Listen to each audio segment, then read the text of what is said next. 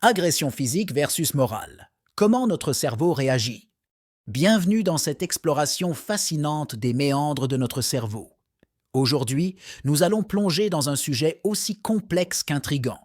Comment notre cerveau réagit-il face à une agression physique ou morale?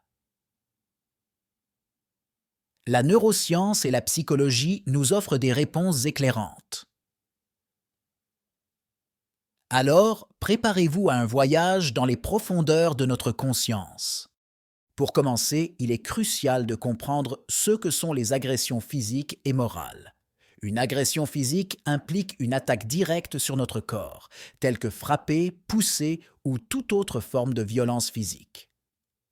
D'un autre côté, une agression morale ou psychologique peut inclure l'intimidation, l'humiliation, l'isolement ou toute autre forme de violence verbale ou émotionnelle.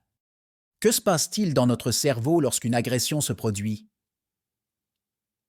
Initialement, notre cerveau identifie une menace et active ce que l'on appelle la réponse combat ou fuite, régulée par notre système nerveux sympathique.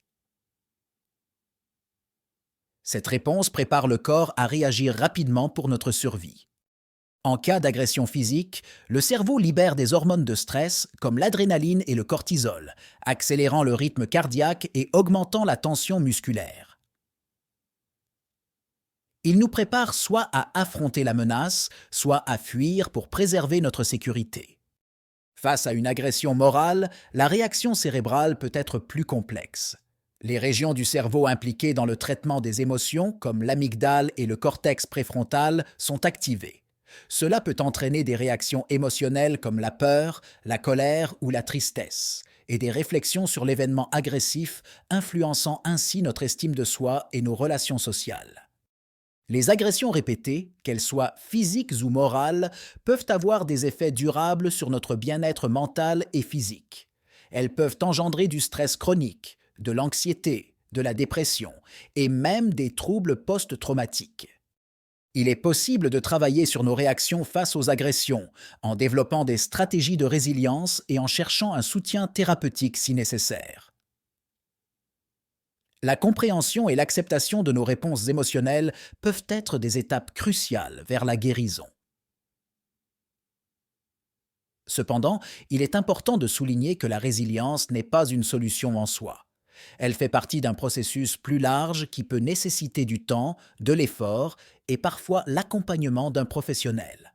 La résilience peut nous aider à rebondir plus vite, mais elle ne remplace pas l'importance de traiter les blessures émotionnelles et de travailler sur les causes sous-jacentes de nos réactions.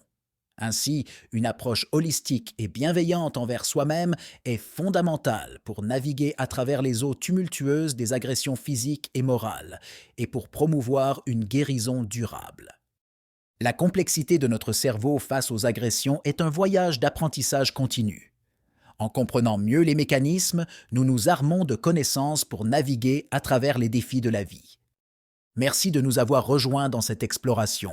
N'hésitez pas à partager vos réflexions dans les commentaires ci-dessous et à vous abonner pour plus d'explorations fascinantes.